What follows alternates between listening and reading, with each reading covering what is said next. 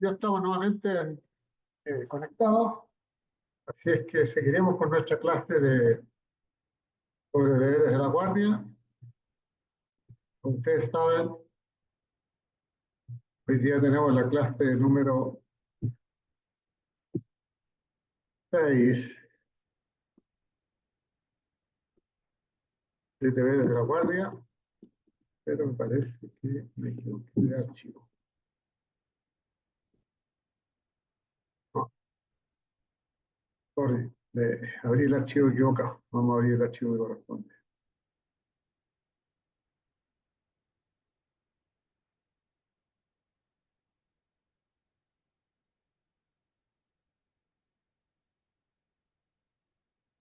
La guardia, tenemos el archivo.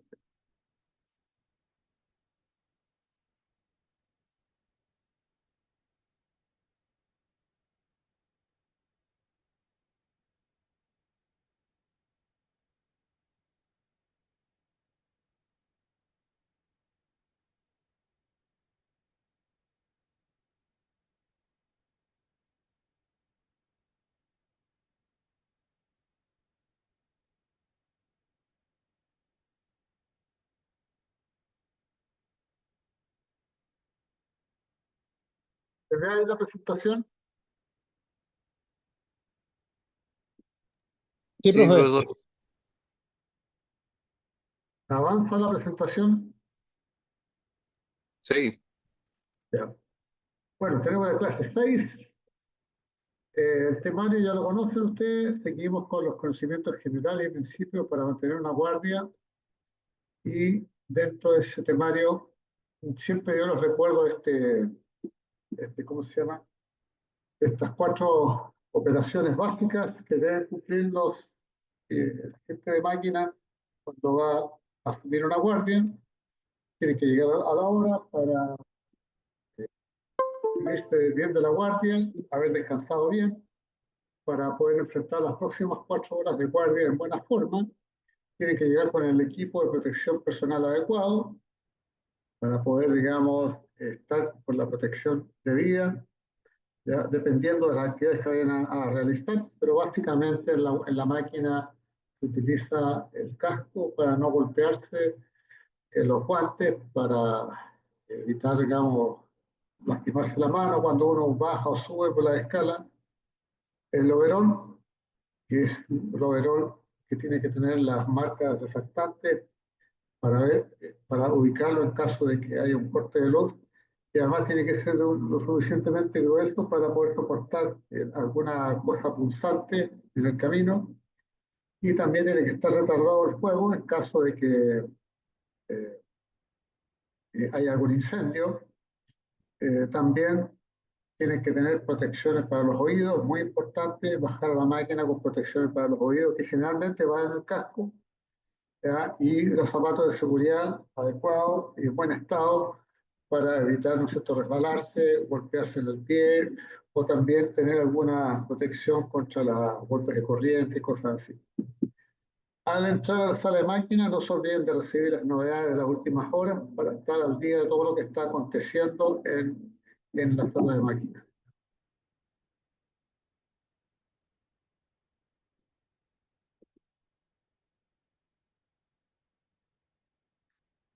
Estos videos se los dejé yo en la clase anterior para que los vieran, espero que lo hayan visto, sobre calderas. No voy a entrar más en detalles sobre las calderas. Y ahora, según este listado de cosas que tienen que saber los ingenieros cuando se reciben de guardia y que según el STCW deben cumplir, o deben tener conocimientos básicos del principio de funcionamiento de los distintos sistemas de máquina, incluidos todos los que están aquí, de los cuales ya hemos visto varios, y ahora nos toca analizar el tema de las instalaciones para la alineación de las líneas de ejes, incluida la hélice.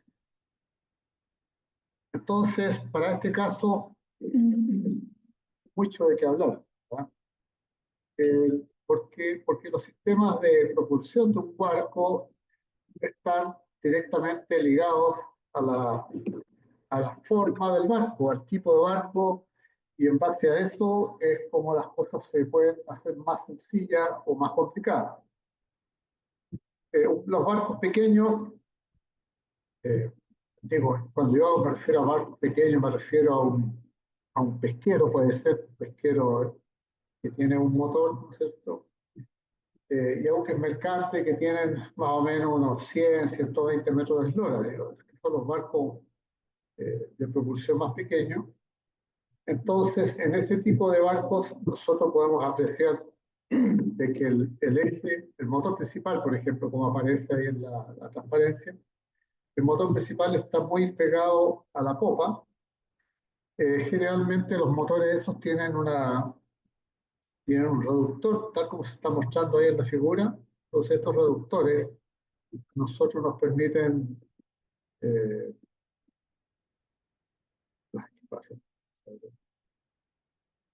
estos reductores a nosotros nos permiten, aquí tenemos un reductor, en este sector aquí está el reductor, ¿ya? Toda esta pieza que está aquí es el reductor. Entonces el motor, casi todos estos barcos relativamente pequeños, como le digo yo, que no tienen más allá de 100, 120 metros de hora, utilizan motores de media velocidad, o sea, motores que tienen más de 300 revoluciones por minuto y menos de 1200, por ahí 1500. Son de media velocidad, entonces la velocidad que gira el motor requiere un reductor para poder entregarle a la hélice las revoluciones que necesita para su funcionamiento. Las hélices, las hélices no pueden girar a muchas revoluciones, porque si no después empiezan a cavitar y dejan de ser eficientes. Entonces el comportamiento eficiente de la hélice llega más o menos hasta como las 300 revoluciones más o menos, ¿ya? Ya después de eso las hélices empiezan a cavitar y empiezan a, ¿cómo se llama?, a ser menos eficientes. Por lo tanto, siempre los barcos que tienen motores de muchas revoluciones usan reductor para entregarle a la hélice las revoluciones de funcionamiento dentro del rango que yo les dije. Entonces, acá tenemos una planta propulsora que además tiene un eje de cola, que es este que está aquí, o sea, un generador de cola. Acá tenemos el reductor, ¿cierto? Se ven las rayitas que estoy dibujando, ¿no? Sí, Sí, profe. profe. Ahí tenemos el reductor, ¿no es cierto? Y después tenemos el eje, y son ejes relativamente cortos. Entonces, aquí en esta zona de aquí, está la unión del eje intermediario que sale de la caja reductora con el eje de cola, que es donde está unida la hélice, ¿ya? Ahora, casi todos estos barcos modernos, digamos, que tienen estos ejes cortos y con reductor, cuentan con una hélice CPP, ¿ya? La sigla CPP viene del inglés, que significa Controlled Pitch Propeller. Entonces esto nos permite a nosotros eh, eh, ¿cómo se llama? Eh, mover la hélice, ¿ya? Mover la pala de la hélice, y al mover la pala de la hélice, ¿cómo se llama? La hélice, la pala de la hélice empieza a girar en un cierto ángulo hacia la derecha o hacia la izquierda, digamos, y dependiendo del ángulo es como la pala ataca el agua, digamos, ya sea empujando el barco hacia adelante, y se gira la pala en el sentido contrario, girando por el mismo lado, la pala empieza a producir una fuerza hacia atrás. Entonces, en este sistema, estos sistemas propulsivos tienen la posibilidad, ¿no es cierto?, de tener un motor de media revolución, y ese motor siempre está girando para el mismo lado. Gira para el mismo lado, y los movimientos eh, se traducen, ¿no es cierto?, aquí en el reductor, se bajan las revoluciones, y el avante ¿cómo se llama?, del motor, de la hélice, del avante, es por la posición de la pala. Entonces las posiciones de la pala empiezan a cambiar de este eje que está en neutro, empiezan a cambiar más o más, se empiezan a poner más, entonces la pala va aumentando su ángulo de ataque, y eso hace que agarre más agua y empiece a empujar más, ¿ya? Y cuando quiero dar atrás, al otro lado, las palas de la hélice se empiezan a girar para el otro lado, ¿ya? Y con eso, girando para el mismo lado, pero con otra forma de pala, se produce el empuje hacia atrás. Bueno, eso pasa con el sistema CPP, que es el Controllable Pitch Propeller, y que en otras palabras no es otra cosa que una hélice de paso controlable. ¿Por qué se llama de paso controlable?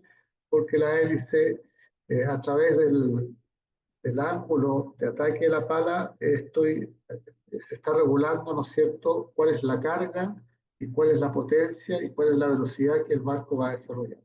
Entonces, a la medida que empecemos a aumentar el ángulo de ataque de la pala, el porcentaje de la pala, nosotros vamos a tener que el empuje va a ser mayor o va a ser menor, ¿ya? Entonces, al aumentar el empuje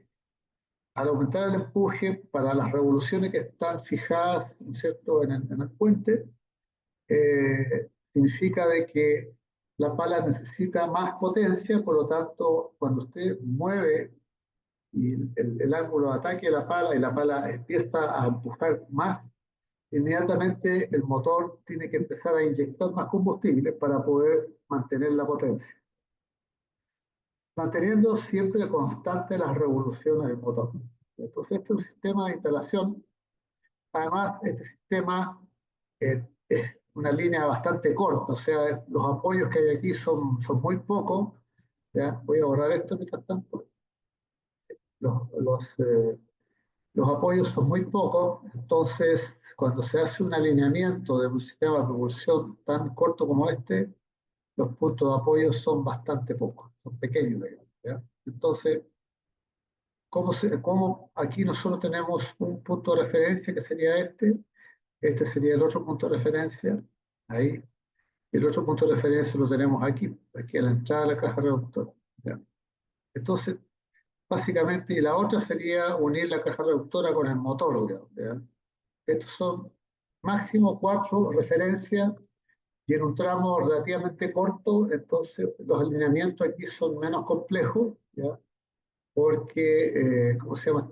Uno puede trazar aquí puede colocar una línea de cable, una cuerda de piano que se llama. Esas cuerdas de piano se tesan, digamos, hasta dejarla totalmente recta. Y como es un plano corto, entonces esa cuerda de piano la catenaria prácticamente no se ve afectada.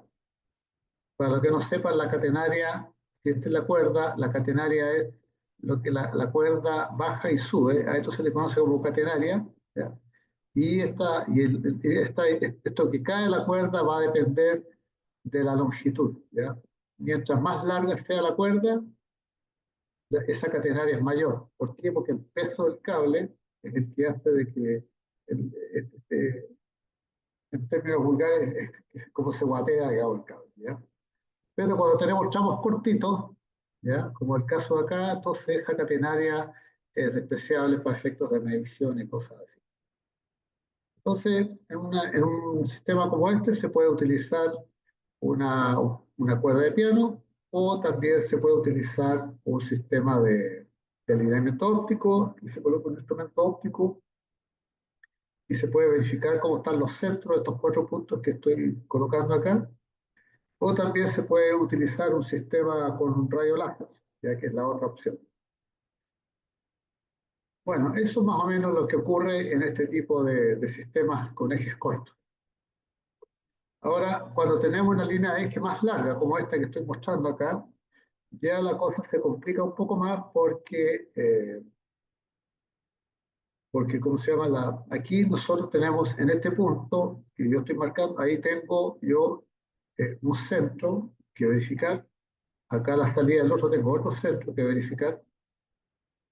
Aquí tengo, entre medio tengo otro centro que verificar, ¿ya? Y acá tengo otro centro que verificar, ya tengo 4 centros ya.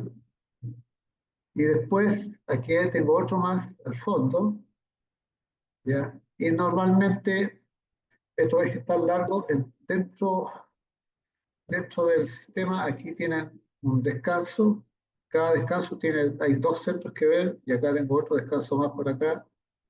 entonces la cantidad de puntos que tengo que controlar son mayores. Tengo 2, 4, 6, 8, 9 puntos y además la distancia es bastante más larga. Entonces para este tipo de línea de eje ya la cuerda de piano ya no sirve tanto. ¿Por qué? Porque es muy larga y por mucho que yo teste la cuerda de piano, igual tiene su catenaria, digamos. Entonces ya eso empieza a afectar las mediciones.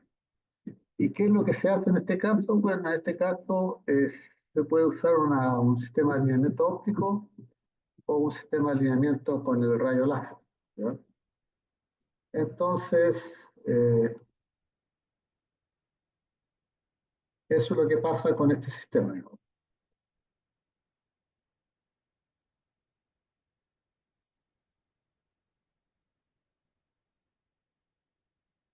Entonces, no puedo usar la herramienta del Zoom para que es complicado. Bueno, entonces, atendiendo esto, normalmente eh,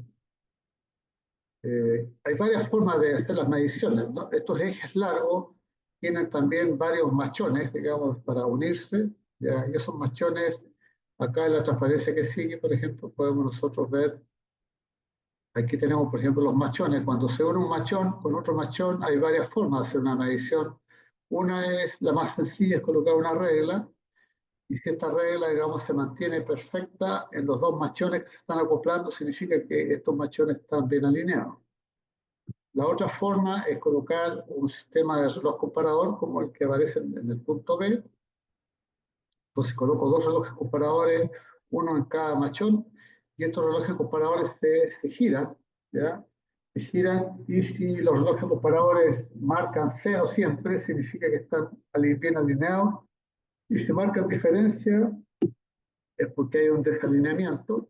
Y la otra forma es colocar aquí un sistema que se hace firme en una parte del eje y después se hace firme en la otra parte del eje, se colocan los instrumentos y aquí se colocan y esos son unos rayos láser que van de un lado a otro y ahí se va viendo cuán arriba o cuán abajo están los distintos machones, los distintos ejes. Esas son formas de ir determinando también si hay alineamiento o desalineamiento. Entonces, ahí, como pueden ver, hay distintas formas de hacerlo. Eh, Bueno, los aspectos a considerar es que la alineación del cigüeñal, la línea de propulsión y los efectos de la eficiencia del motor están relacionados y la idea es poder adquirir y explicar los conocimientos necesarios para un correcto alineamiento del eje cigüeñal.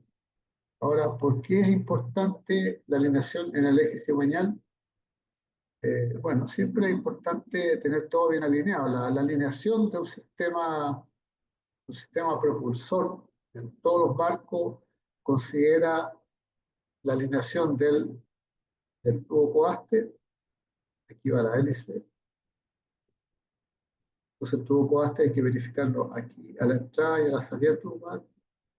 Después tenemos aquí un eje intermediario, este eje intermediario tiene un descanso aquí, tiene un descanso acá, ¿ya? Entonces, y ese descanso tiene una entrada y una salida, una entrada y una salida, ¿ya? Aquí podemos tener otro eje intermediario, tal vez más corto. ¿Ya? Entonces, aquí también tiene un eje, un descanso, otro descanso. Y aquí viene, por ejemplo, de los motores lentos. Nosotros podemos ver que los motores lentos, aquí tiene su machón, tenemos el machón de acoplamiento, y aquí viene el motor lento, acoplado directamente, no hay caja reductora. ¿Ya? Entonces, Todos estos, todos estos descansos hay que verificarlos, digamos, ¿cómo se llama? En el sistema. ¿Ya? Y lo otro que hay que ver es que aquí dentro del motor yo tengo además un cigüeñal, pues, el cigüeñal que sube, baja, ¿no es cierto? Y tiene varias cosas. Entonces, entonces cuando hablamos de alineamiento, tenemos que asegurarnos de que el alineamiento no solamente vaya en el eje del tubocoaste, los descansos intermediarios, sino que también el alineamiento es válido dentro del motor, dentro del motor. Entonces, ¿cómo verificamos el alineamiento dentro del motor? a través de la deflexión. Se hace una deflexión, se toma la deflexión del cigüeñal y con eso se verifica si el cigüeñal está bien alineado o no, ¿ya? Y después hay que verificar que la línea de eje esté bien alineada a través de un sistema láser o a través de un sistema óptico para verificar que todos los descansos estén bien alineados. Todo este proceso es un proceso que hay que hacerlo, por lo menos la toma de flexión de los motores principales, eso hay que hacerlo de acuerdo a las indicaciones del fabricante, una vez, dos veces al año, depende.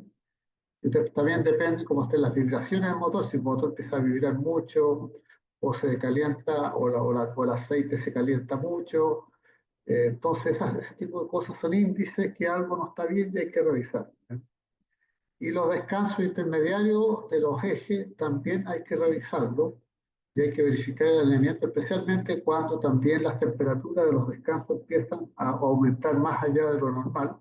También eso significa que los metales antifricción que tienen los descansos se empiezan a gastar. Entonces, al gastarse los metales, eso, el eje tiende a caer y al caer, aunque sea una pequeña cantidad, digamos, a veces son centésimas, que puede caer un eje y esa centésima a veces ya empieza a producir algún tipo de vibración o un tipo de roce extra que aumenta la temperatura de los descansos. Entonces, todas esas cosas son índices que hay que ir teniendo en cuenta eh, para tomar una decisión de poder efectuar un alineamiento de la línea de propulsión y también eh, del eje cigüeñal, cómo está la deflexión del eje cigüeñal.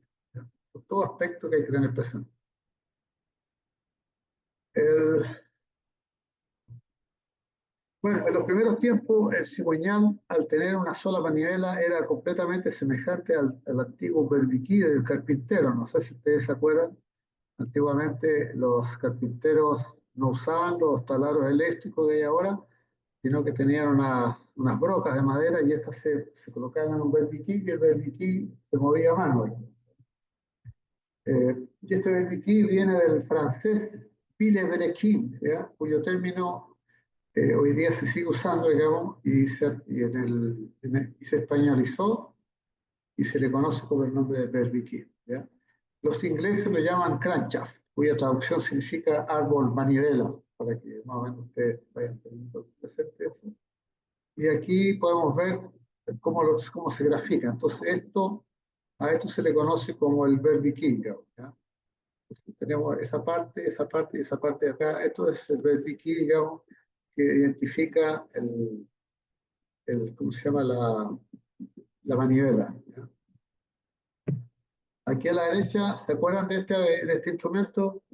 Mi viejo creo que tenía un aparato de esto y lo usaban para hacer hoyo en la madera. Entonces aquí, en este sector, aquí se colocaba la broca, aquí venía la broca, ¿no es cierto? Y esta cosa redonda se apoyaba en el hombro, se empujaba y aquí con la mano de derecha o izquierda, depende de la habilidad de la persona, se daba vuelta a eso y con el empuje del cuerpo se iban haciendo los orificios de madera y así se hicieron muchos muebles con este tipo de instrumentos antes que surgieran los taladros eléctricos que hoy día conocemos.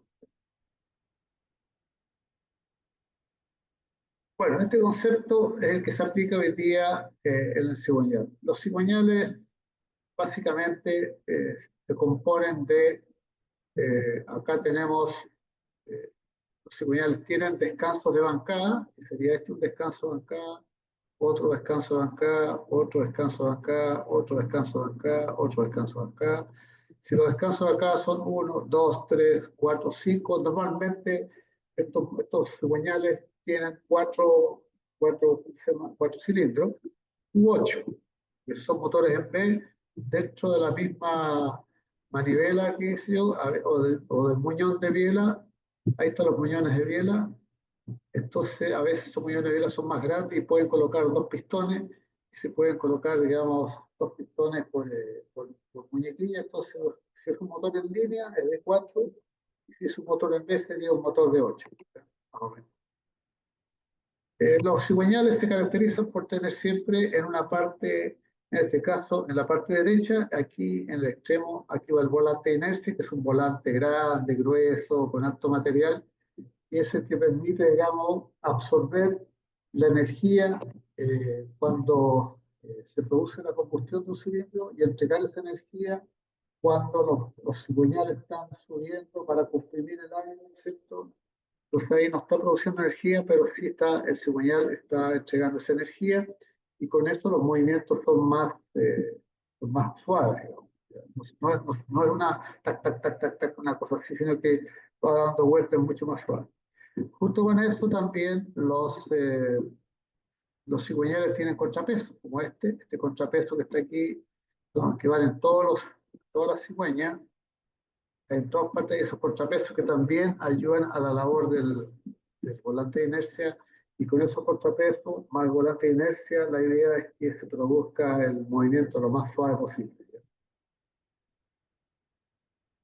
Bueno, estos cigüeñales además se caracterizan por generalmente recibir la lubricación en los muñones de bancada y por unas perforaciones internas. Estos cigüeñales reciben el aceite en los muñones de biela, y a veces el aceite del muñón de biela se va por el interior de la biela hasta la cabeza del cigüeñal, durante la cabeza del pistón, para que el pistón pueda ser refrigerado, ¿ya?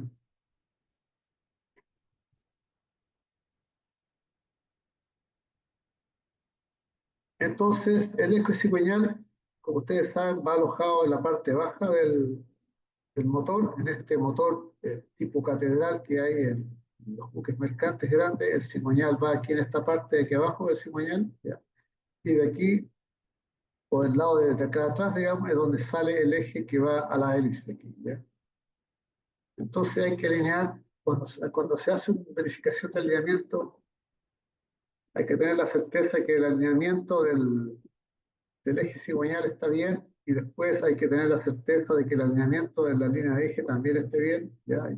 Y generalmente las revisiones de los alineamientos de la línea de eje se hacen cuando el barco está en dique. A flote es más difícil hacerlo, ¿ya? No es que sea imposible, pero es más difícil hacerlo porque siempre el barco tiene que estar en condiciones de moverse.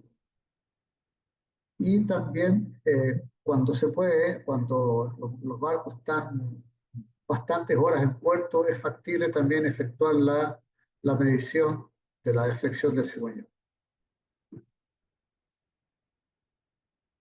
Bueno, la construcción de los cigüeñales es de acero al carbono. También se emplean aceros especiales, al cromo níquel o al cromo molibdeno, vanadio y tratados térmicamente, digamos. Y según su tamaño, los cigüeñales pueden ser pequeños y grandes. Los cigüeñales pequeños son generalmente construidos en acero dulce de carbono con una carga de rotura de 44 a 70 kilos por milímetro cuadrado, donde el contenido de carbono suele ser del 0,2 al 0,35%.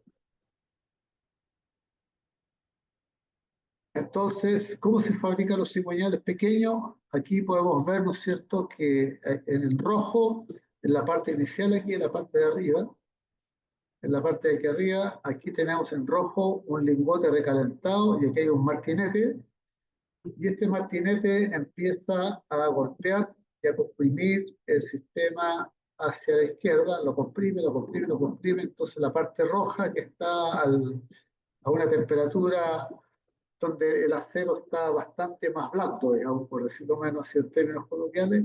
Entonces, al martinete, al comprimir esto, tac, tac, tac, tac, se va comprimiendo, comprimiendo, y le va dando forma a lo que van a ser más adelante las, eh, las futuras cigüeñas, digamos, ¿ya?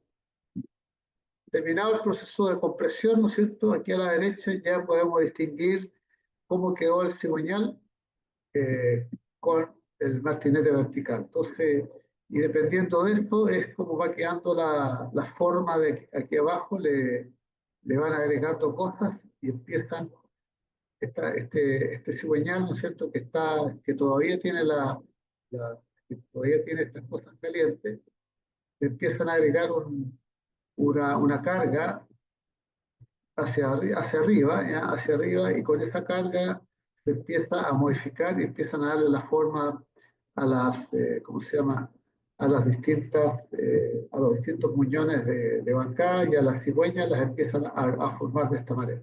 Entonces, de un fierro así, lo comprimimos, le damos esta forma y después con una fuerza en el centro empezamos a cambiarle la forma y le damos forma a la cigüeña. Esto se hace con los cigüeñales pequeños, de una forma, digamos. Hay otra forma, cuando son más pequeños los cigüeñales, a veces el fierro entero caliente eh, se forja, digamos, con un martinete gigantesco, le dan un planchazo y queda el cigüeñal en bruto, y después hay que rectificarlo, por supuesto. Los cigüeñales grandes, en los motores de mayor dimensiones, por dificultad de forja, no es posible emplear el método constructivo enterizo, y para su construcción es necesario utilizar otros tipos de métodos. Los métodos utilizados son el método semiarmado, el método armado y el método llamado de una sola pieza.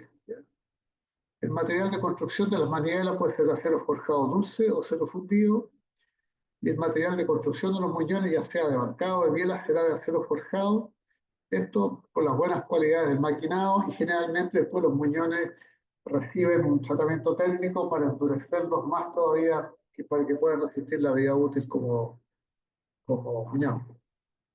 Les voy a mostrar un video ahora para que ustedes lo vean de cómo es este sistema. O una parte como se ve. Espero que se escuche.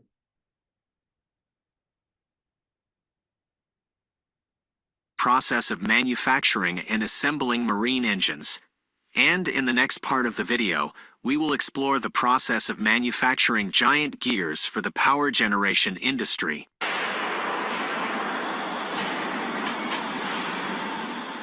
Crankshafts are essential components in internal combustion engines used to convert the reciprocating motion of the pistons into rotary motion. The manufacturing process of crankshafts is crucial for ensuring their durability, strength, and performance. In this video, we will discuss the forged crankshaft manufacturing process using drop forging. Drop forging is a popular method for manufacturing high-strength, high-durability components. The process involves heating a metal billet to a high temperature and then using a hammer or press to deform the metal into the desired shape. Forging makes the metal stronger and more durable than other manufacturing processes like casting or machining.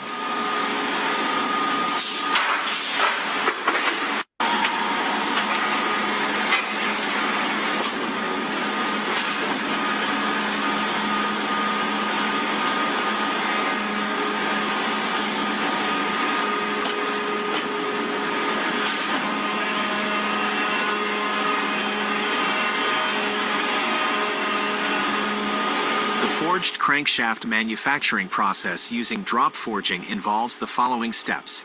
Billet preparation. The first step is to prepare the billet, which is a piece of metal that will be used to create the crankshaft. The billet is typically made from steel, which is a strong and durable material. The billet is heated to a high temperature, which makes it more malleable and easier to shape. Forging. The heated billet is then placed in the forging machine, and the hammer or press is used to apply pressure to the metal, shaping it into the desired form.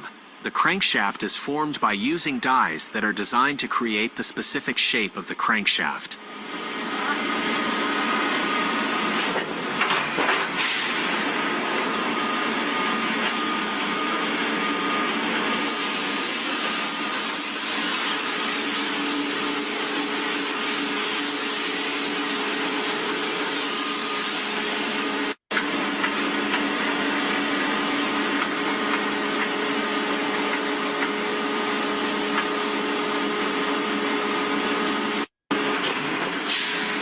Heat treatment. After the forging process is complete, the crankshaft is heat treated to improve its strength and durability. The heat treatment process involves heating the crankshaft to a high temperature and then cooling it rapidly. This process helps to create a tightly packed grain structure that enhances the strength and durability of the material. Machining. The final step is to machine the crankshaft to the desired dimensions and surface finish. This process involves using a lathe or milling machine to remove any excess material and to create the required shape and surface finish.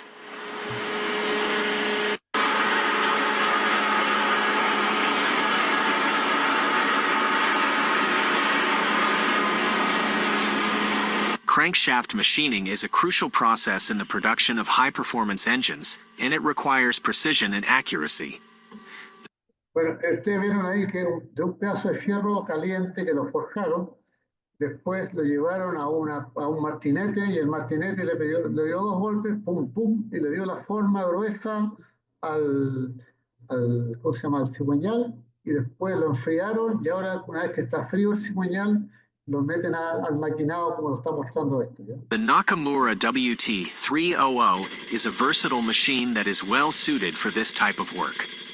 This machine has the capability to perform turning, milling, and drilling operations on a variety of materials, including hardened steel. In this part, we will discuss the process of crankshaft machining on a Nakamura WT300.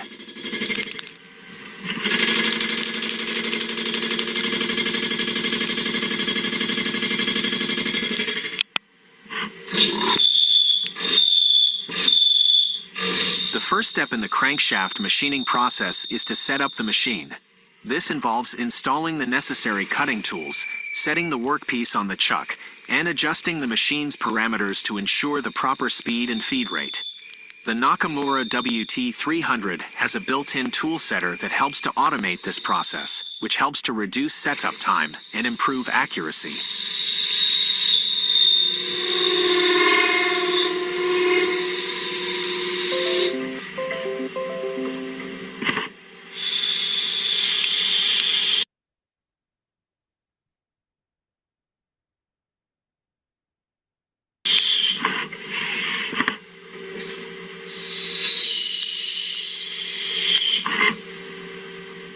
Once the machine is set up, the next step is to begin the turning process. The turning operation involves removing material from the workpiece to achieve the desired shape and dimensions. The Nakamura WT300 has a powerful spindle that is capable of high-speed turning, which helps to reduce cycle times and improve productivity. The machine also has a high-precision servo-driven turret that can hold multiple cutting tools, which allows for rapid tool changes and greater flexibility in the machining process.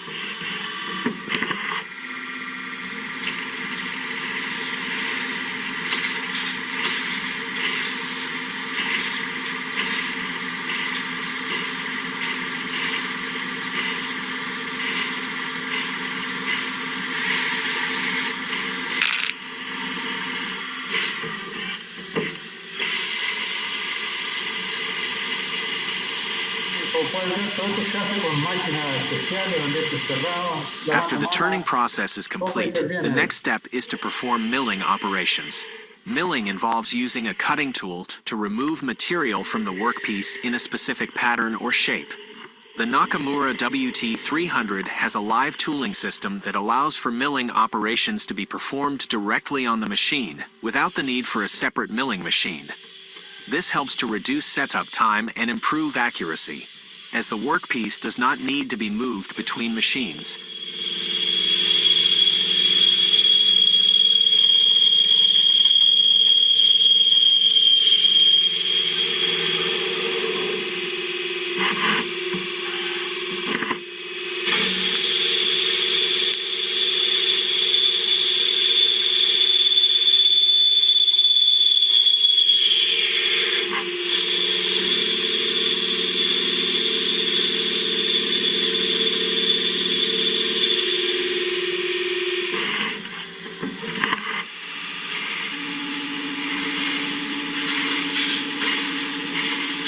Finally, after the milling process is complete, the last step is to perform any necessary drilling operations. This involves creating holes in the workpiece to accommodate bearings or other components. The Nakamura WT300 has a high-speed spindle that can perform drilling operations quickly and accurately, which helps to reduce cycle times and improve productivity.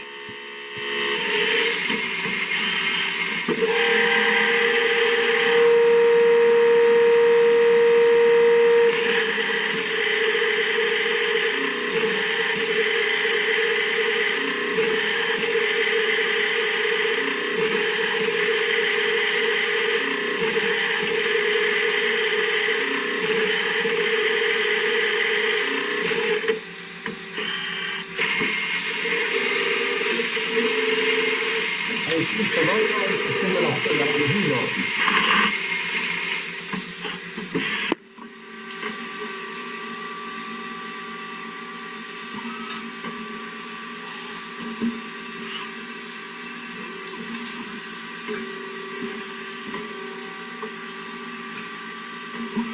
Piston machining is a process that involves the creation of pistons, which are essential components in internal combustion engines. Piston machining involves the use of various machines and tools to create the precise shapes and sizes required for different engine types. At Race Tech Pistons, a high-performance piston manufacturer located in Huntington Beach, California, the machining process involves 7 main operations. The first operation at Race Tech Pistons is called the twin spindle, which involves loading a specific forging into the CNC machine. The CNC machine is then programmed to cut and shape the forging to create the required design for the piston. The second operation is called the lathe, where the ring grooves and gas distribution grooves are cut into the piston.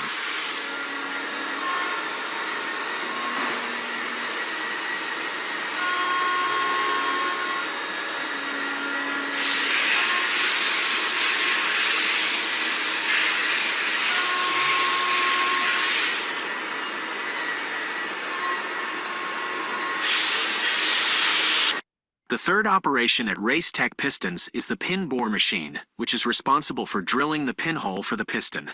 This machine also creates lateral gas ports, split oil drain backs, and double pin oilers. The fourth operation is the side relief machine, where the pistons are trimmed to optimize weight and pin length. The skirts are also internally milled to achieve the correct thickness for the specific engine application.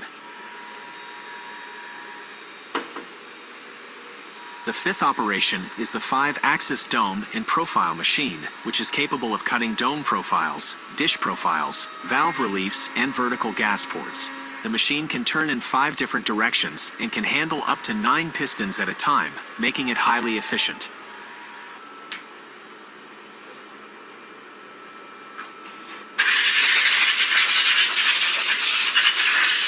Take a little bit of material off.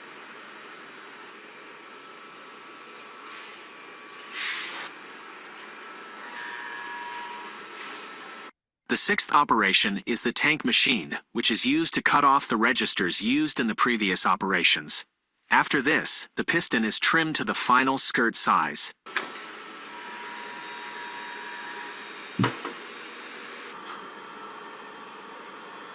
And inspect it from this point on.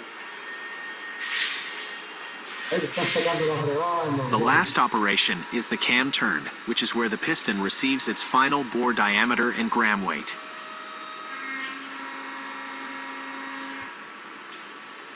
Each operation in the piston machining process is critical to ensuring that the piston is precisely manufactured to meet the customer's specific requirements. At Race Tech Pistons, the finished product is deburred and inspected to ensure that the weights and sizes match the customer's order. The Caterpillar Marine engine manufacturing process at the Lafayette, Indiana facility, based on these steps: engine block test and machining. The engine block is first tested for any defects or imperfections. Then, the block is machined to the required specifications using advanced CNC machines and equipment. Connecting rods are precisely machined using specialized equipment to ensure that the bore diameter, roundness, and taper meet the required specifications. Plasma valve machining is a high-precision process used to create complex valve shapes and features in engine components. This process uses a combination of plasma arc and CNC machining to create intricate details and features in valves that would be difficult to achieve using traditional machining processes. Cylinder heads are precisely machined to ensure that they meet the required specifications for combustion chamber shape, valve seats, and port geometry. This process includes milling, drilling, and grinding to ensure that each cylinder head is machined to the required tolerances. Crankshaft test process. The crankshaft is also tested for any defects or imperfections. Robotic rod machining. The connecting rods are machined using advanced robotic machines to ensure precision and accuracy.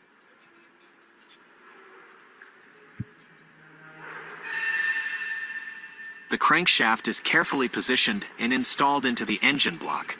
Specialized equipment, such as an alignment gauge, is used to ensure that the crankshaft is installed in the correct position and alignment.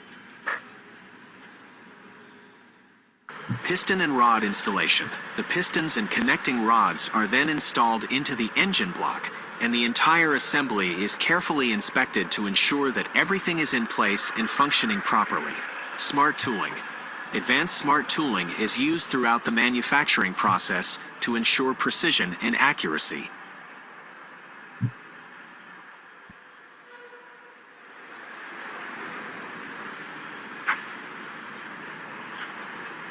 (3,600) crankshaft installation.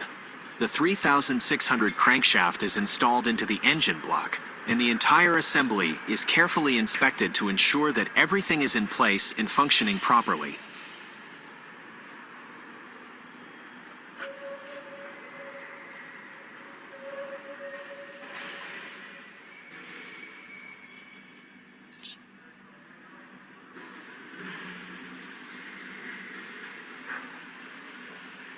Vamos a ver esto.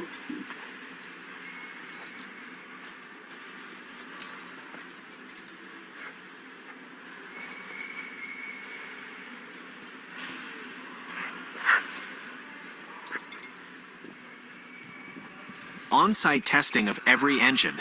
Each engine is then tested on-site to ensure that it meets the required performance and quality standards. This includes a range of tests, such as functional, durability, and emissions testing.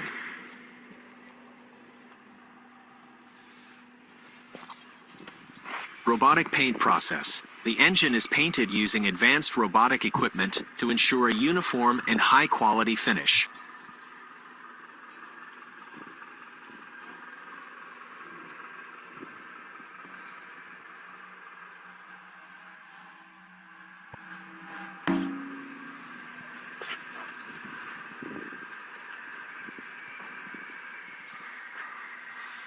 Final inspection. The engine undergoes a final inspection to ensure that it meets all the required quality standards and specifications. Any defects or issues are addressed before the engine is shipped out. The power generation industry has a significant need for the production and replacement of gears, shafts, and gearboxes. Coal-fired power plants, in particular, have been built in large numbers within a 350-mile radius of HMC, heavy machinery components, a reputation for providing superior service. This company is known for its advanced technology manufacturing and service capabilities, along with its rapid response to breakdown emergencies.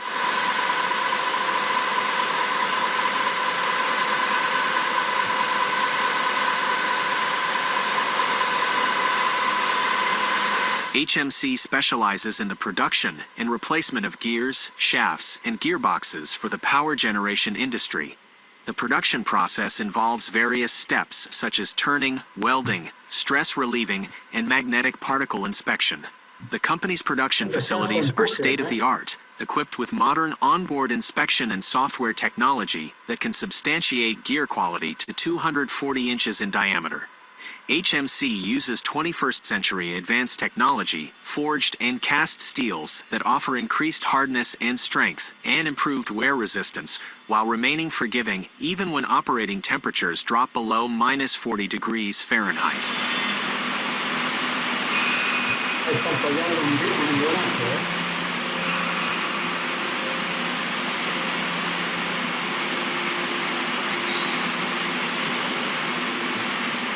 HMC's production process for gears involves turning the web plate to size, getting the ring ready for welding, welding the gear, stress relieving the gear, magnetic particle inspection, and finishing the split line and bolt holes. For shafts, the production process involves cutting, drilling, chamfering, and heat treatment.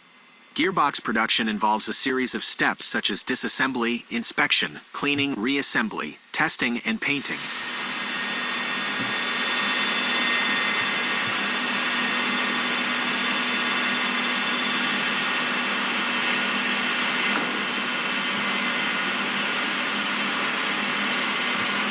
The power generation industry depends on high-quality, long-lasting ball mill gears. These gears can be produced by companies that meet specific qualifications and standards, such as AGMA Quality 12. The production of these gears requires advanced technology and expertise in material selection, design, and quality assurance. In recent years, the cost of materials for large gears and other machine components has increased significantly, making replacement parts more expensive. However, there are companies that offer cost-saving repair solutions that carry new warranties. Refurbished gears are also available, which can provide cost savings while still offering a new gear warranty. Companies that produce and replace gears, shafts, and gearboxes play a vital role in the power generation industry. They must meet strict qualifications and standards to produce high-quality, long-lasting parts. The use of advanced technology, material selection, design, and quality assurance is essential to the production process. Additionally, these companies must provide rapid response times and offer cost-saving repair solutions to support the industry's needs.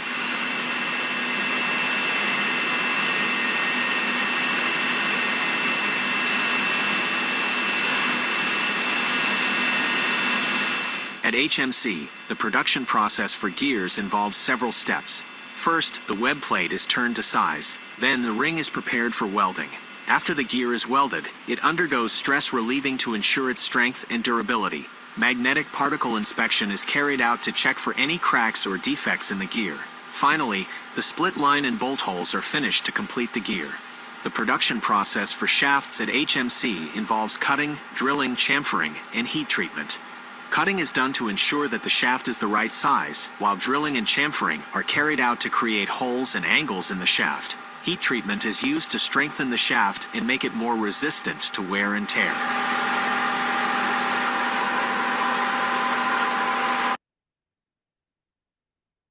Bueno, ahí pueden ver ustedes cómo se fabrican los cigüeñales, cómo se fabrican los pistones, los anillos y todo el sistema de calidad que hay y mucha maquinaria automática para que las mediciones se hagan en forma precisa. ¿Ya? Espero que les haya gustado el video, es muy interesante. Cuesta encontrar videos de máquinas grandes y está todo concentrado básicamente en automóviles, pero para motores grandes cuesta encontrar videos de esta naturaleza, digamos, no es tan fácil. De todas maneras, en la transparencia anterior estaba el link para ver este video en YouTube. En YouTube ustedes le pueden colocar ahí el subtítulo en español para que puedan entender mejor lo que está diciendo ¿cómo se llama? El locutor, ¿ya? La parte más interesante que nos mostraron al principio era cómo se fabricaban los cigüeñales y parte de un fierro que estaba al rojo vivo, básicamente más que al rojo, estaba casi a una temperatura que estaba casi blanco, digamos, ¿ya? Entonces, cuando está blanco ya es porque la temperatura es que está demasiado alta y en la medida que fue pasando por los distintos procesos se fue tornando más rojo, digamos, por eso porque la temperatura del fierro empezó a bajar, ¿ya? Bueno, el cigüeñal que vimos nosotros ahí era un cigüeñal forjado que parte de un fierro rojo vivo y con martinete, es con una forja, lo forjan y le dan la forma y después que tiene la forma, después lo someten al mecanizado para dejarlo con todas las medidas que corresponden, ¿ya? Después está los cigüeñales más grandes todavía, porque esto que mostraron ahí eran cigüeñales grandes, pero hay los cigüeñales más grandes todavía que son los cigüeñales que emplean los motores tipo catedral. Y en este caso la fabricación se hace por partes, ¿ya? Se fabrica, por un lado se fabrica el muñón de biela, por otro lado se fabrica el muñón de bancada, que son unos cilindros así gruesos, así que pueden llegar a medir, ¿no es cierto?, casi un metro, digamos, de diámetro alguno, ¿ya? Son muy gruesos, y se fabrica la manivela o el brazo aparte. Entonces esas tres piezas, cuando se arman por interferencia. ¿Qué significa eso? Significa que la manivela, por ejemplo, se calienta al rojo vivo, por lo tanto la manivela se dilata y los muñones a veces se enfrían para que su tamaño disminuya, ¿ya? Entonces, cuando uno se dilata y el otro se comprime, usted puede meter, digamos, el muñón de biela, lo mete ahí en el orificio que tiene la manivela, ¿ya? Y una vez que ya están en el punto preciso, exacto y tal, se dejan a temperatura ambiente y ahí ¿cómo se llama? Se produce lo que estaba rojo vivo se empieza a enfriar y se contrae, y lo que estaba frío se empieza a dilatar, y al final la interferencia que se produce cuando el otro se enfría y el otro se dilata, esa interferencia es la que permite de que el muñón y la manivela queden hecho pieza y no se muevan más, digamos. Esa es la forma de construir los cigüeñales estos gigantescos que hay para los barcos. Entonces, este es el método armado. Acá hay un método semi-armado donde la manivela y el muñón de biela es una sola pieza, y después a esas manivelas se le introduce el muñón de bancada por interferencia también. Entonces ahí tenemos esta forma de montar, de armar el sistema. De aquí podemos apreciar, ¿no es cierto?, que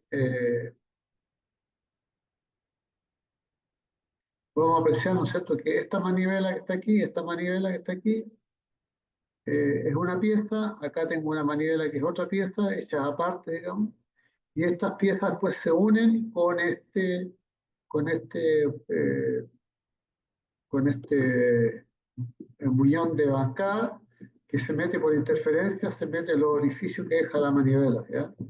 Y así, por supuesto, que el ángulo que se va metiendo eso va permitiendo ir dejando cada manivela en el ángulo que corresponde para darle ¿cómo se llama?, el orden del sentido a los motores, ¿ya? Entonces, esa es la otra forma de poder armar los cigüeñales, que a esto se le conoce como el semi-armado, que aquí la cigüeña y el muñón de biela es una cosa, y el muñón de bancada es otra cosa, y en el anterior todos se hacían separados, porque ya son cuestiones mucho más grandes. Entonces, después está el tema de una pieza. Estas una piezas son piezas que son soldadas, y sus propiedades físicas son tan buenas como los cigüeñales fabricados de una pieza de acero, y estos tienen la característica de ser más ligeros, requieren menos espacio, y gracias a su mayor resistencia puede aumentar la potencia del motor, qué sé yo. Aquí el problema de este sistema es que al ser soldado, ¿no es cierto?, al ser soldado, la soldadura tiene que ser muy bien hecha, ¿ya? Porque si la soldadura tiene problemas o tiene poros, entonces se produce un punto débil que puede, ¿no es cierto?, producir el quiebre del cigüeñal, por un lado, y además el tratamiento térmico. Estas piezas generalmente cuando se sueldan se calientan bien, y después se hace la soldadura y hay que esperar que se enfríe en un ambiente controlado, para que el sistema quede bueno. No se olviden ustedes que cuando se hace una soldadura, la soldadura se hace a muy altas temperaturas. Entonces, en el punto donde se produce la soldadura, ahí se produce mucha concentración de fuerza. Entonces, generalmente cuando se sueldan estos cigüeñales, se sueldan, se calientan las piezas, digamos, ya, y después se dejan enfriar y después se vuelven a calentar nuevamente para hacer el remedio, que se llama, que es una forma de poder eliminar el máximo de tensiones internas que quedan, ¿ya? Porque las tensiones internas en los cigüeñales producen sobreesfuerzo, pueden producir crack u otra cosa. Bueno, así es que esa es la forma de fabricar los cigüeñales. Tenemos cigüeñales que se hacen forjados de una pieza, los que son armados completos, cada pieza se va montando una por una, otra que son semi-armados, que hay piezas grandes, y además tenemos el método de soldadura o de una pieza que se llama. Entonces, cuando hacemos la alineación del eje cigüeñal, una de las cosas que hay que tener presente es que hay que hacerla mediante ¿cómo se llama? No hay que firmar nada, ¿cierto? Vale. Ya, maestro, muchas gracias. No, porque lo mandan por correo. Lo mandan por correo. Así me dijeron la otra vez.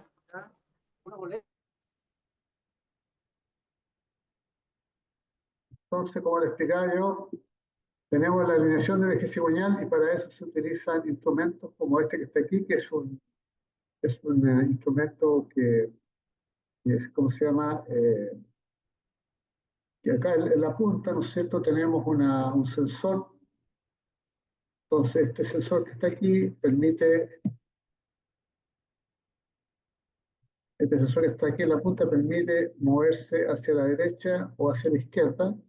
Y al moverse hacia la derecha o hacia la izquierda, la aguja se mueve en ese sentido o se mueve en este otro sentido, con lo cual uno puede determinar, digamos, cuáles son las irregularidades que tiene la pieza que estoy midiendo, ¿ya? Entonces, esto por supuesto que generalmente estas piezas están hechas en centésima o en milésima de milímetro, depende del grado de precisión que se quiera obtener, ¿ya? Y estas piezas se conectan con otro instrumento con los cuales se puede ver las variaciones que pueden tener las mediciones, ¿ya? Otra forma también de medir las piezas es utilizando el puente de gauge o de instalación, donde se coloca por ejemplo, se coloca un cojinete o se coloca el moñón y aquí en medio, aquí hay un tornillo que es micrométrico que se baja y se sube y se puede medir cuánto es la caída del casquillo superior, ¿no es cierto? O cuánto es la caída del eje, y si se hace la medición sin el casquillo. Y ahí se va midiendo cuánto es lo que sube o baja, digamos, el cigüeñal respecto a la posición inicial de esa medición. Después se compara con ¿cómo se llama? Con las mediciones anteriores, digamos, y ahí se ve si hay mucha variación o poca variación. Ahora, una de las cosas que hay que tener presente cuando se toman mediciones es que las mediciones hay que tomarlas a la misma temperatura siempre. O sea, si la medición anterior se tomó a 18 grados, la medición de ahora hay que tomarla a los mismos 18 grados para poder comparar, comparar cuánto dan las mediciones. Y también la máquina que se va a medir, el motor, lo que sea, tiene que estar a una temperatura y el instrumento que se va a utilizar también tiene que estar a la misma temperatura. Todos estos son aspectos, detalles importantes, especialmente en la parte de mediciones, porque todas estas mediciones que ocurren alrededor del cigüeñal, de los metales de bancada, de los metales de biela, etcétera, son mediciones muy, pero muy delicadas y hay que hacerla con el máximo de precisión, ¿ya? Entonces, siempre que se va a tomar una medición, el instrumento esto el que toma la deflexión, el cigüeñal, y todo tiene que estar a la misma temperatura. Y es más, a veces estos instrumentos traen, para que la temperatura de la mano no incida, digamos, en la sensibilidad del instrumento, esos instrumentos traen unas manillas de goma, donde la manilla de goma absorbe el calor de la mano, digamos, y no se lo transmite al fierro, digamos. Esas son cuestiones que hay que tener presente cuando se hacen mediciones. Mucho cuidado, hacerlo todo de forma tranquila, digamos, y sin apuro. Así el mundo se venga abajo. Entonces, ¿cómo se hace para tomar la medición? Bueno, una de las formas de tomar la medición en un cigüeñal es tomar la deflexión. La deflexión en un cigüeñal es la que se está mostrando ahí. En este dibujo, acá yo tengo una cigüeña, al lado izquierdo tengo una cigüeña, esta cigüeña, o manivela que le llaman aquí, acá tengo la otra cigüeña, y lo que se mide es la distancia que hay entre este punto y este otro punto de acá, se mide mediante un flexímetro, ¿ya? Este flexímetro es el que tiene el reloj comparador ese flexímetro que se van registrando las mediciones. ¿Y cómo se hace? Generalmente las cigüeñas tienen en esa parte donde está apoyado, ahí tiene un punto y acá tiene un puntito. Entonces este instrumento se coloca ahí, esos puntos quedan metidos justo en el huequito que está en la cigüeña. Siempre hay una cosita entra justo el instrumento. Y una vez que está ahí, se calibra el instrumento en cero, ¿ya? Y una vez que está calibrado en cero, eh, ¿cómo se llama? Con el virador, se echa el al virador, entonces lo que se hace es que el cigüeñal empieza a girar. cigüeñal empieza a girar, ¿cierto? Y a la medida que va girando, cada 90 grados se van tomando las mediciones, ¿ya? Entonces, se toma la medición cuando el cigüeñal está en la posición, en esa posición se toma una medición, ¿ya? Cuando el cigüeñal está en la posición de arriba, también se toma la otra medición, y las otras mediciones que se toman son cuando el cigüeñal está, ¿cómo se llama?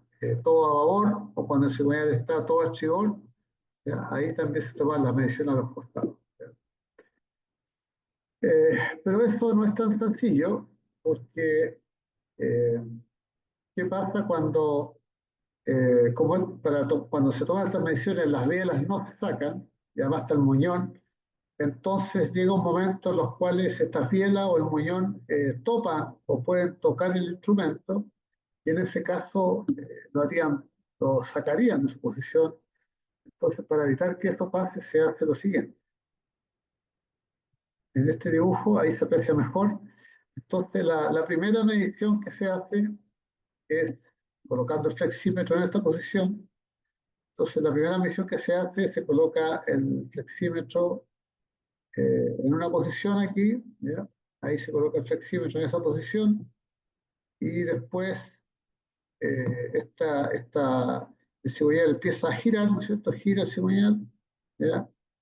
Y después el cigüeñal se mide cuando está en esta posición. Entonces, esta sería la posición A, por ejemplo, ¿ya? Después el cigüeñal gira hacia la izquierda en este caso, y aquí se toma la medición en B. Esto sigue bajando, ¿no es cierto? Y cuando llegamos a esta posición acá, aquí tenemos la medición C. Después subimos, acá tenemos la medición D, ¿ya? Y cuando el cigüeñal llega hasta arriba, aquí tenemos la medición en E, ¿ya? Entonces, lo que se hace es, se supone que nosotros deberíamos tener, en un círculo deberíamos tener 4 mediciones, ¿ya? La medición aquí arriba, abajo, pero la de arriba, como estamos afectados ¿cómo se llama? Por las bielas y todo ese tipo de cosas, entonces se toman 2 mediciones, la medición A y se toma la medición E, y la medición de aquí arriba es un promedio de A más E. Esta medición se la baja E, y esto se divide por 2, ¿ya? Y con eso obtenemos la deflexión en ese punto, en este punto que está aquí, se obtiene por el promedio entre A y E, ¿ya? Y con eso tenemos los 4 puntos de referencia para ver cómo está deformado la biela del cigüeñal. Las bielas pueden estar perfectamente paralelas, ¿ya? Lo cual es un buen índice, que está bien. Las bielas pueden estar así, demasiado juntas, digamos, estoy exagerando, o las bielas pueden estar así, también estoy exagerando aquí, pueden estar separadas. Entonces, eh, lo ideal es que las mediciones estén lo más cerca de este primer punto, pero si las puntas de las bielas están muy juntas o están muy separadas, significa que hay un problema, ¿ya? Y ese problema se puede deber a que los descansos de bancada que están aquí y los descansos de bancada que están acá pueden estar o muy gastados, en una parte pueden estar muy gastados y en la otra pueden estar muy nuevos. Entonces eso produce variaciones. Bueno, ese registro al final es el que se lleva en esta tabla. Entonces, todas estas reflexiones se van midiendo en milésima, en centésima de milímetro, y todas estas mediciones se van dejando registradas, y depende del valor que se obtenga. Entonces, aquí vamos a tener un área, esta área que dice aquí alineación correcta, significa que todas las mediciones que nosotros hicimos, aquí lo que hay que hacer es entrar, por ejemplo, en la carrera en milímetros. O sea, si la carrera del cilindro es, por ejemplo, de 1000 milímetros, ¿ya? Entonces, si la medición a mí me dio, por ejemplo, me dio 5 centésimas, significa que estoy en este rango, ya estoy en una alineación correcta. Si para esa carrera yo tengo un promedio, digamos, un promedio de 10 centésimas, estoy en una alineación aceptable, pero si estoy en 15, por ejemplo, ya para la misma carrera, significa que estoy en 15, significa que entro en la etapa de se recomienda alineación, y si por esas cosas del destino estoy acá en 30 centésima, entonces aquí la alineación es imprescindible. ¿Por qué? Porque ya está demasiado deformado el cigüeñal, digamos, y no es recomendable operarlo en esas condiciones. Entonces, ¿qué es lo que se hace para poder alinear un cigüeñal? Generalmente lo que más afecta ahí es los metales bancados, son los que están muy gastados, los metales bancados, hacen de que en esta bancada el cigüeñal tienda a bajar. Y al bajar el cigüeñal se tiende a apretar. Entonces, para eso hay que colocarle metales nuevos, con los cuales estas bancadas suben y lo que está apretado se queda paralelo o queda un poquito más abierto. Tampoco tiene que quedar demasiado abierto porque si no nos salimos para el otro lado. Bueno, así es que esta es la forma de poder alinear un cigüeñal, digamos. Tenía otras tablas que yo creo que no las puse en esta presentación, pero se las voy a, ¿cómo se llama?, a mostrar, yo creo que en la próxima clase. Entonces, por ejemplo, ¿qué es lo que se ve aquí? Aquí, por ejemplo, se ven averías del cigüeñal. Los cigüeñales se pueden averiar. Aquí se muestra en esta foto A, se muestra como los muñones del cigüeñal ya de acá ¿cómo se llama? O de biela, se empiezan a ver de esta forma, es porque hay rayaduras. Porque cuando hay rayaduras es porque ha habido un cierto contacto entre el metal de bancada y el muñón, y eso hace de que los cigüeñales a la larga se vayan rayando. Ahora, los metales de bancada y de biela, otros son metales más blandos que el cigüeñal, por lo tanto se van gastando más luego, pero muchas veces andan partículas metálicas en el sistema lubricante. Entonces, esas partículas metálicas son las que deberían quedar atrapadas en los filtros, deberían quedar atrapadas en los purificadores de aceite, ¿ya? Entonces, por eso que el proceso de purificar el aceite y cambiar los filtros de aceite es un proceso obligatorio, mandatorio, y hacerlo siempre cuando corresponde, porque con eso estamos sacando de circulación del circuito de aceite, estamos sacando todas estas partículas metálicas que andan dando vueltas, ¿ya? Y esas partículas metálicas muchas veces quedan atrapadas en el metal de bancada. O sea, al quedar atrapadas en el metal de bancada o en el metal de biela, entonces si yo tengo aquí, por ejemplo, imaginemos que vamos a hacer un corte del metal. Este es el metal, ¿no es cierto? Un corte del metal, ¿ya? Aquí está la otra parte del metal, ¿no es cierto? Todos estos metales traen lo que se llama, traen un metal base, o a veces traen un metal de base intermedio, ¿ya? Metal base, ¿ya? Y después tenemos un metal intermedio aquí. Entonces este es el metal base, y generalmente es un acero. Y después aquí al medio tenemos unas mezclas entre aluminio, digamos, y esto que está aquí, esto que estoy punteando yo, este es el metal blando, que es el metal antifricción, ¿ya? ¿Y cuál es la gracia de estos metales antifricción? Es que muchos de estos tienen la particularidad de poder almacenar partículas metálicas de cierto tamaño dentro del metal, digamos, ¿ya? Entonces atrapan estas partículas y quedan ahí en el metal, ¿ya? Pero como son partículas pequeñas, el espesor de ese metal, el espesor que está aquí, permite atrapar estas partículas. Pero si la partícula es muy grande, como esta, por ejemplo, que estoy dibujando ahora, si la partícula es muy grande, entonces lo que sobresale esa partícula raya, afecta, ¿cómo se llama?, al muñón, suponiendo que todo esto que está aquí es aceite lubricante. Entonces, cuando estas partículas son muy grandes, entonces estas empiezan a raspar con el muñón de biela y el muñón de bancada, y lo empiezan a rayar y se forma esa ralladura. Por eso que es importantísimo entonces el tema de la lubricación. Es importantísimo el cambio de aceite, importantísimo la purificación del aceite, y con eso disminuimos o eliminamos el problema de las rayaduras. Cuando se producen muchas rayaduras, entonces hay que sacar el metal, cambiar el metal y hay que pegarle una pulida a esto. Pues, ¿por qué? Porque esto, si en teoría nosotros tenemos la parte de arriba del muñón es así, pero con las rayaduras nos va a quedar de esta forma, ¿ya? Entonces, esto puede, y esto, la única forma de eliminarlo es rectificando eso, ¿ya? Se hace un rectificado, se puede hacer in situ, los motores grandes se hacen in situ y hay unas máquinas que van rectificando y usted le disminuye un poco el diámetro al muñón, y para esto después tiene que, depende de la disminución, puede seguir usando los metales originales o puede tener que usar ya metales de sobre medida para absorber el desgaste que se produce. Este es un problema. El otro problema que se presenta es el tema de la corrosión.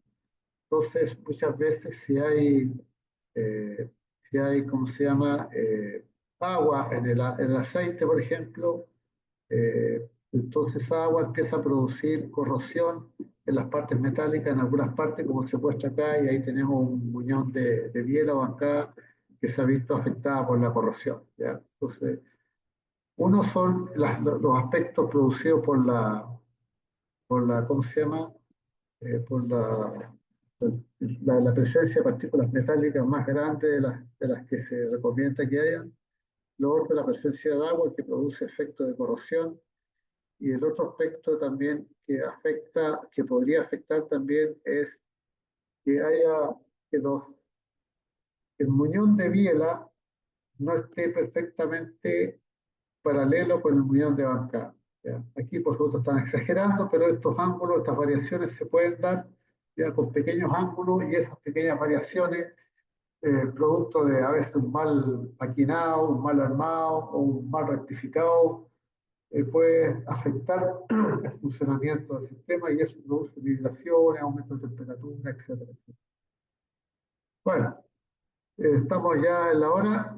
Espero haberles dejado claro o haberles mostrado una serie de aspectos que son interesantes en la alineación de los ejes, en la fabricación de los cigüeñales y los problemas que tienen los cigüeñales.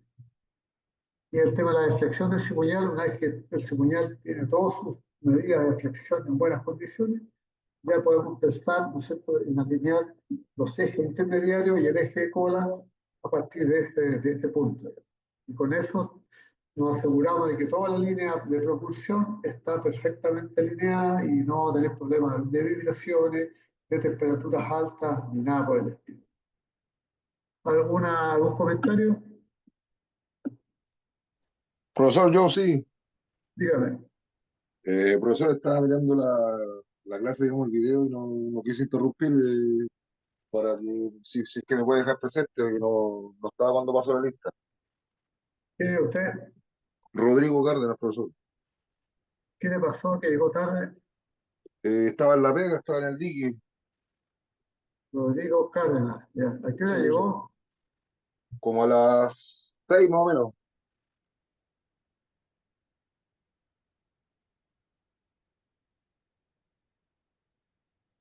Ya vale. ¿Alguien más?